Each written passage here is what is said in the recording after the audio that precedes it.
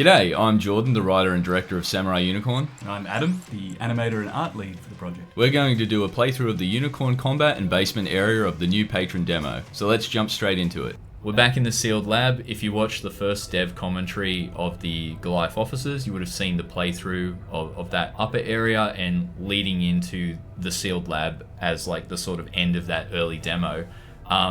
This obviously is the start of the new demo area, which is the Goliath Basements. So we'll activate the cutscene, and that will get us going into it. I guess while we're during this part, I'll talk about some of the issues with like cutscenes that we've been having. Obviously, you've been doing a great job with the animation so far, Adam.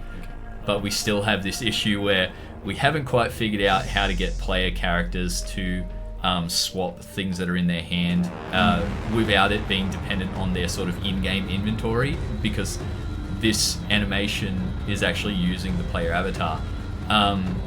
So the problem with that is that Chloe often is holding a gun when she shouldn't have a gun, and it also means that when you enter a cutscene, Chloe will be holding the gun that she had equipped. Yeah, so a lot of the cutscenes are based around the idea that she's got the pistol, but that often means that if you've got the shotgun equipped, you end up with these weird looking scenes where she's holding the shotgun like a pistol. If you're playing the demo, don't do that. It's your responsibility to equip the pistol. Not ours, no way. Yeah, no, you have to intuitively know when a cutscene's happening, equip the pistol, and it will all feel good, except for this, where she shouldn't be wielding anything right now. Yeah, she should have an empty hand, but you'll see in a second she'll reach down and pick up the pistol that she's already holding. Eventually we'll fix that. For now we're really focused on the gameplay and just getting these early story bits in. Yeah. But yeah, this is the introduction of Unicorn. Sean, he's been with us from the start, doing Unicorn's voice. He's also doing placeholder Gabe for the demo, but it's been really good to get him finally in a scene. Unfortunately, Emma, we haven't caught up with her in person to record yet, so we're still using a lot of placeholder VO from her, which is why you'll probably notice the difference between the two mics. But yeah, this is now the Unicorn tutorial. So in this, basically the idea is that you, as this prompt tells you, you now have the Unicorn abilities, and each time you do a sword strike, you'll use one energy charge. The idea behind that is basically we want to give you a powerful weapon. We want Unicorn to feel like it's a big deal. We also don't want you to run rampant with it and favor one thing over the other. So use it sparingly. Yeah, we've created an economy that's built around these energy charges. But if you're worrying about like, oh, well, I'm only going to get 3 attacks, the good thing is you can attack a Vagrant and we kill took him. a chunk out of you. Yeah, I know. We sort of traded blows there, but it's okay. I got a Helix. You can actually block, which is an infinite thing, and then if you stagger them, if I learn to get my timing right. If I learn to play the game. Yeah. This is not going well for me. Okay. Double stagger. If you get the parry, fortunately we've got iframes now, you actually regen a charge of Unicorn's energy every time you get a finishing blow, or a samurai strike as we call them now. I like how you just glossed over the fact that we've got iframes now. That's actually huge. Yeah, I know, it's huge. That's massive in terms of like the combat system. But yeah, anyway, samurai strikes, you know, yeah, I you mean, get your energy back. There was a version of the game where you could die while doing a finishing move on an enemy, because another one would just, you know, come up and finish you off. Yeah. Whoa. Oh, this is not going to go well for me. I don't have anything equipped. So I believe a really hard lesson here about the unblockable attacks. Ooh. I really need that shotgun equipped. I'm starting to believe a little less. Yeah, this might actually be a bad run for me. Oh no. Oh, he's in the bin. So, look, I'm just, that was all to show you how badly it can go. Yes, I was testing you. Yeah, I was testing you. Yes. Don't be as bad as me. And also remember to equip the shotgun before you go into these encounters. Yeah, after the cutscene you have to re-equip the shotgun because for the cutscene you had to equip the pistol. Oh, right, yes, of course. I see what I've done. A classic blunder in all video games, I'm sure. Chop. I love the way that came out. That took like quite a bit of tweaking to kind of back to back. Why not? See, this is how you know I was acting previously, because did you see those Look how good I am. Yeah, see those flawless parries in this one? Incredible. Oh, yep. Should I save my energy for him? Probably. Ooh. He's super aggressive. Yeah. Which I think is where a lot of the difficulty comes from. You have to stagger him thrice, is it? Yeah, he's got a higher sort of stagger limit. So 3 parries will usually stagger the Prowler. There you go. And then you can perform the Samurai Strike and pay attention to the loot. A little white polygon that flew at us. I was like, what the hell is that? Yeah. Oh, yep. And then that introduces a new item to us. So stronger vermin enemies will drop, or have a chance of dropping parasitic cores. He's actually got a 100% chance, because we want players to, get one and actually be able to use it. Yeah, you don't want to get one like 5 hours into your playthrough for the first time. Be like, what the hell is this? No. And also, like, even though I think the tutorial's really set up to kind of encourage you to do that encounter using the samurai abilities, we're also aware that, like, as you can see with my first attempt at the tutorial, you can die easily, and I think a lot of players instinctively will try and find that balance between how much of the Unicorn's abilities versus like how many weapons they want to use. Yeah. And I think the game allows for you to do that, but in this particular situation, I'd handled the whole thing practically with Unicorn abilities, so I had plenty of energy coming out of it. And again, I think that's also why the Prowler being tweaked is going to help tremendously. Just because, obviously you were acting, but other people, like they'll be like really struggling to deal with his aggressiveness, and I think like rapidly swinging your sword and trying to shoot at him while he's just like unblockable, and I don't know. It's one of those things that I think we'll get it right. We're almost there, but it is quite overwhelming, especially for someone not used to the game yet. Yeah, and if you are just swinging, you're going to burn through stuff really quickly. Yeah, exactly. I feel kind of bad killing this fleeing vagrant, but it was a good opportunity to show off the down stab. So this room here, I guess this is a good time to talk about a lot of the, again, we hinted at it with the previous demo, but we have Poppy and Ember who have been doing a lot of the new art stuff for us. So like all this sci-fi equipment, like the electron microscope, they did the glass files, they did that machine. Oh yep. The this I guess like, what is this, like deep freeze machine, I think the idea behind it was. We got the new tanks, like all of this is stuff from Poppy. Ember did the cool little medical scanner, and we've got like these metal plates. So it's been really great getting like, obviously it's a huge help. Previously Adam was doing the majority of this stuff, but there's just not enough time in the day to do as many things as you want to do when it comes to details. Yeah. So any helping hands that you can get is a blessing. And obviously Ridge, again, coming back with like a lot more of the sign stuff, which has been great to sort of like mix with the old signage, and these great x-rays implying like that they were doing the implantation of the parasites on people. They're like those old like UFO pictures. Circles on there, like, wow, what's that? I was like, what do you need? It's just a smudge. Yeah, and the other thing you saw in the previous room was like these little events that just sort of play out just to try and help I guess like really strengthen the atmosphere of the place, but also just like give it a sense of liveliness, that you're going into a mostly abandoned place except for the whole vermin situation. I like that it's kind of that feeling, when you explore like an abandoned, like in person, but it's abandoned. There's nothing really there, but there's always that feeling. But what if there is something there? It's like it's always creeping up. Like, what if there's someone else besides me here? It just so happens to be that you are in fact in a place that's like filled with. Yeah, and it becomes very apparently obvious as you progress.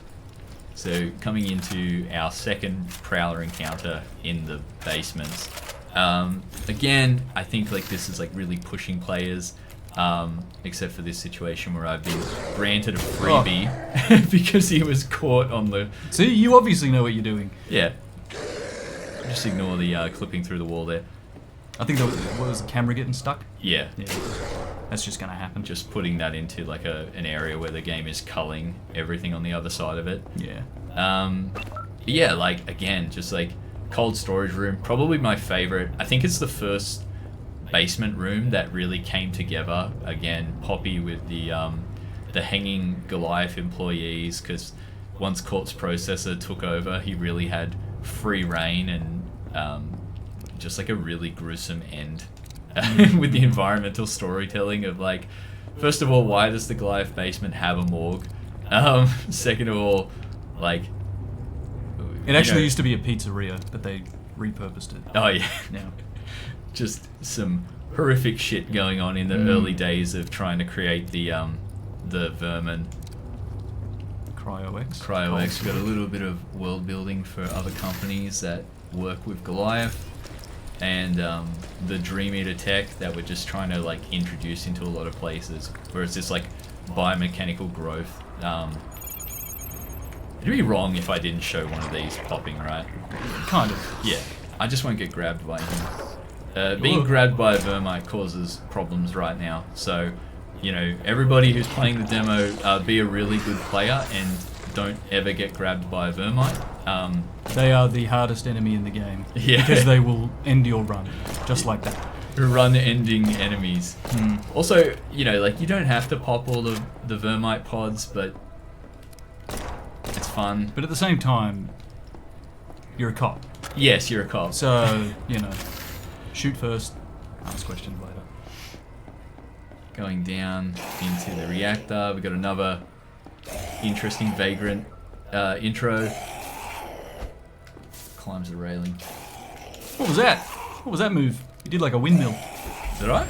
No, he did. Oh, he did. Yeah. He did like a...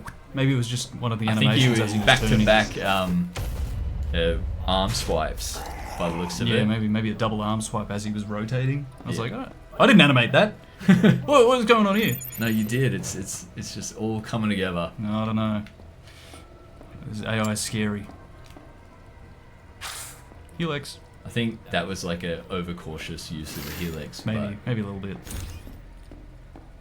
So coming into the reactor control, again, I think this is like a sequence where it just sort of encourages you to explore the environment a little bit more. Like it's possible to just come straight down into here and then you're going to quickly find out like you're missing something, and hopefully you double back to the rooms. Like it's pretty much a straight run from start to end. There's like not too much looping in this area, but if you did go to the cold storage room, you will have the reactor access card, so you can like trigger this event, which you obviously put a lot of work into, not just the animating of the sequence with the lights and the decontamination spray, but we've also got a lot of sound design going on here, which again, sound design, I know it's something that's been very placeholder for us at the moment, but we've really tried to, I think, push that a little bit forward with this demo. We've pushed temp to its absolute limits. Yeah. Everything is like recycled or repurposed and just from a giant library, which is great. It's been serving us well, but yeah. And then we got this very Doom 3 inspired reactor, like experimental reactor that Goliath have powering the whole building, that Ember did, which has been great to get in here. You come into the maintenance hallway, a little bit of signs of He's going to get you. something wrong happened here, which if you are reading these lore pieces that are scattered around, you'll get a little bit more. Unicorn disappeared. Yeah, we love when the unicorn animation doesn't trigger sometimes. That's just all part of the polishing stage. Yeah. Trying to get everything not getting cold, not getting turned off at the wrong point. Like there's bits where I reload the shotgun and that disappears. Like the jank of early game dev, you know, trying to figure it out for the first time, being like, oh, that's why that happens. Yeah. I think like the really important thing is like obviously a big focus of early development was just getting the gun combat ready, and like it's at a really nice reactive place where you can shoot an enemy on almost any part of their body and they will have a unique reaction to it that makes targeting specific areas feel meaningful. And you know, like obviously Eric's like really knocked it out of the park with that, but then on top of that we're trying to add in a, you know, Souls / Bloodborne / Sekiro style melee combat system that also functions with an energy economy that has to be regenerated, so it kind of has to fit into that survival horror sort of resource management thing. And then, you know, like when you start combining these elements, you know, you really start to see how much work is like going into it all just to get every enemy has to react to bullets.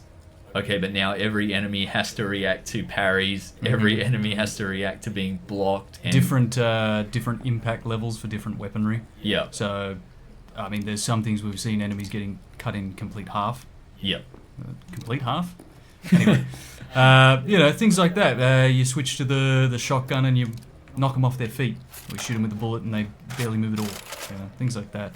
I mean, you don't even have to shoot them and they have their distinct reactions to what you're doing. If you're aiming right at them and they try and dodge. Yeah, to the they side always try to dodge. They know they're bastards. They're always very aware of you. Yeah. But yeah, like again, just Eric has been busting his ass this past few months, trying to really get the melee combat to start feeling, you know, really good. And I think we're at a point where the future of it is a little bit more of a back and forth between just tidying up those animations, getting the wind ups and things feeling a lot, you know, tighter, or just like a little bit clearer for the player to understand, a better sense of weight.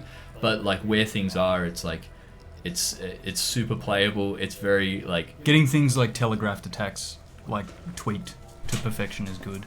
Yeah.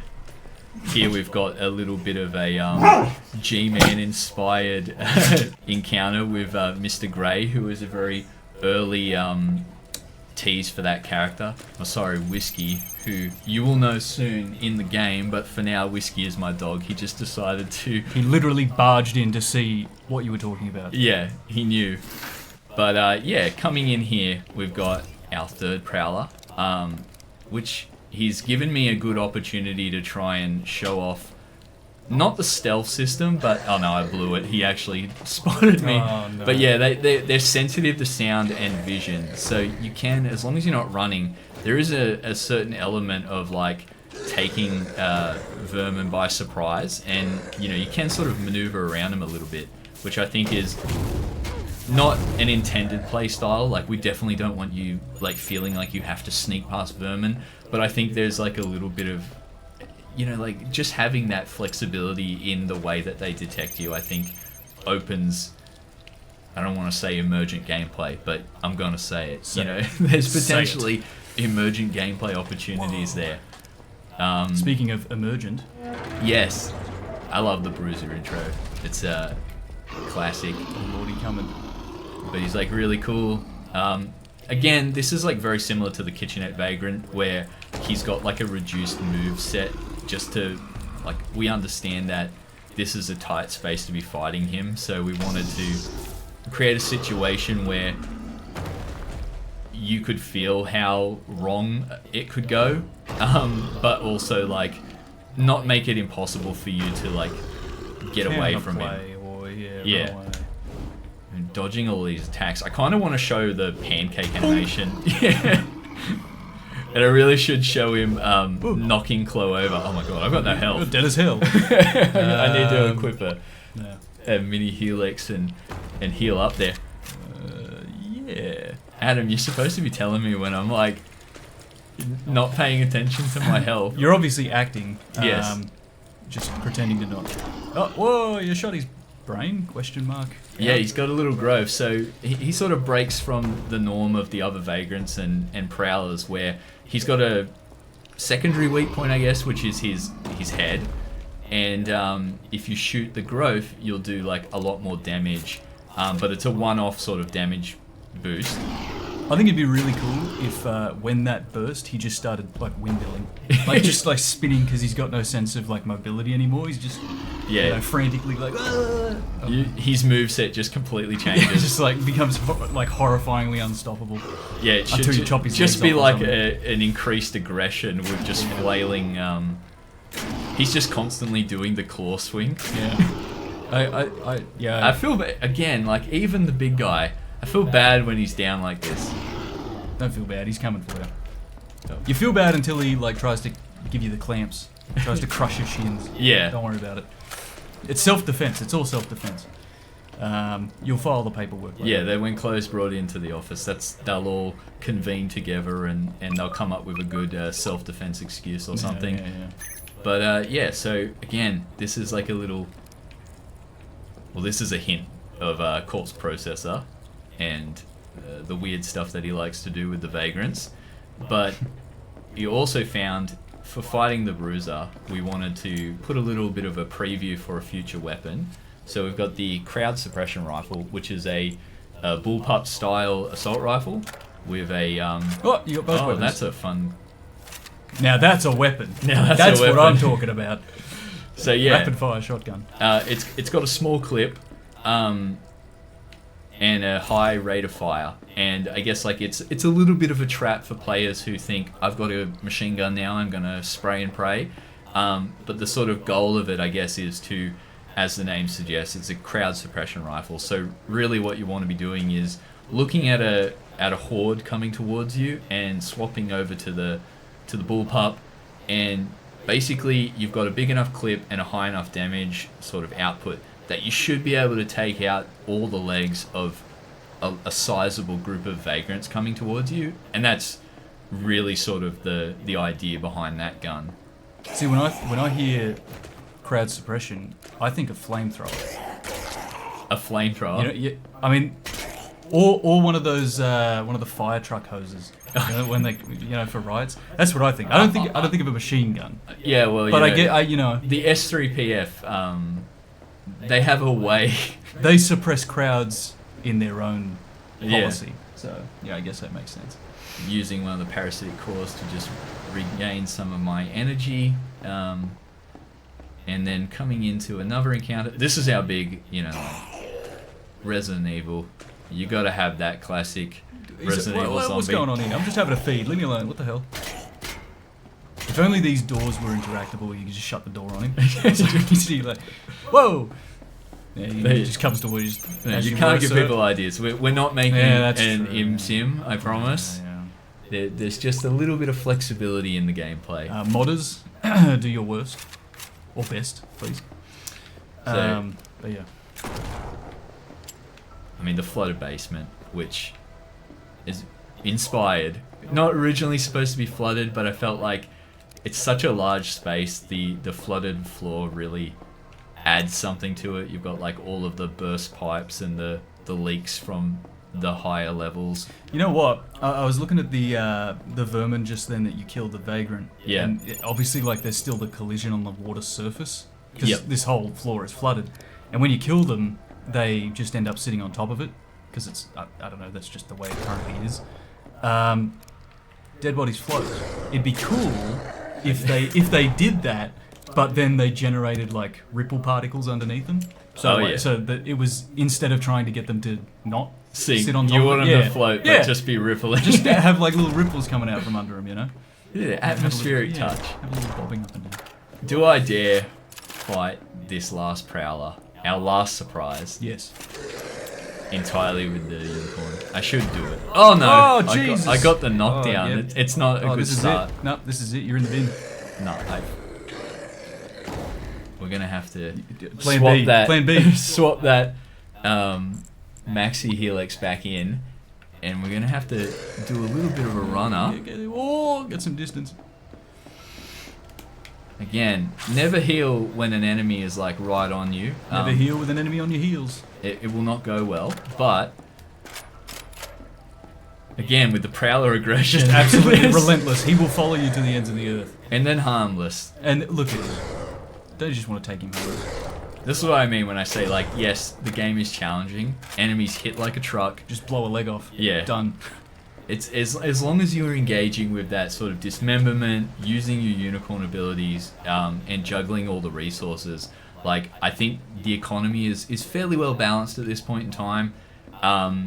I guess we have been talking a little bit about reducing limb health of the standard enemy, the Vagrant, down a little bit, which I think that will, give a better sense of like, oh yeah, like this feels a little bit more natural, like three shots. There's sometimes we've seen people understand that you have to shoot the limbs, and then they promptly forget that because they shoot the limbs, and then it seems like nothing happens. This guy just like waiting for me here. A bit rude. He's just on his phone. Yeah, I don't know. I've seen people that play through the game and they get the prompt or whatever. And it's like, yeah, you got to shoot the limbs off, and then they shoot the limbs a couple times and it doesn't blow a leg off. And they're like, oh, okay. Yeah, you want that the rule of three. 3 is a little bit more. The limb comes off with 3 shots. That makes a little bit more sense. 4 is like, you kind of expect 3, and then when it doesn't happen, are you going to do the 4th one, or are you going to try a different limb? Or it's like, this clearly doesn't work. I'll shoot him in the head. I'll shoot him in the chest. But, Alright, just looking at our ammo, we got quite a few shots left in the pistol. Quite a lot of shotgun ammo. I used, a nice balance, I think, of the unicorn abilities. But before we wrap up, I do want to sort of show, I think we were talking about it a little bit earlier, the idea of like closed expanded move set, where if you're doing certain sort of like movements before attacking, you'll get a different type of unicorn attack that might have a little bit of more situational usefulness. So we've got the rolling strike, where roll straight into the strike. There is also a running one where she'll do like a wide sweep if you're running, and then there is a backstep slash as well. Does that one use energy? They're all supposed to use energy, Adam. I wish you didn't point that out, because now I was about to say you can't do one more. You're gonna have to use a thingy, but no. If you're using unicorn abilities without energy, it's because again, it's all very work in progress. We've got to get all the attacks hooked up to the economy, but for right now, there are little things like that where if you're having a lot of trouble with the game, you can. Abuse early, abuse often. Yeah, you can abuse the energy. And again, remember the golden rule: if you're playing the demo, intuitively you must know when a cutscene is coming. If something looks like it's cutscened, it probably is. And you have to swap to the pistol, otherwise you'll make our cutscene look stupid. Until we've solved this part, it's a gentleman's agreement. Everybody, we're all swapping to the pistol whenever we feel like a cutscene's happening. Chloe checking her watch, like, get the fuck on with it. Like, what are you waffling? You're yapping. But yeah, so this is, of course, the end of the demo. The big reveal of, I guess, like how weird things have gotten in Goliath Officers. A little weird. Yeah, and the sort of tease of the corpse processor boss fight, which will be coming up next. In the basements of Goliath. So that was our playthrough of Demo 2. If you're interested in having a go yourself, you can sign up to our Patreon at the VRmin or higher tiers and get the demo yourself to play now. Also, join up on our Discord and wishlist Samurai Unicorn to really help us out. Until next time, thanks for watching.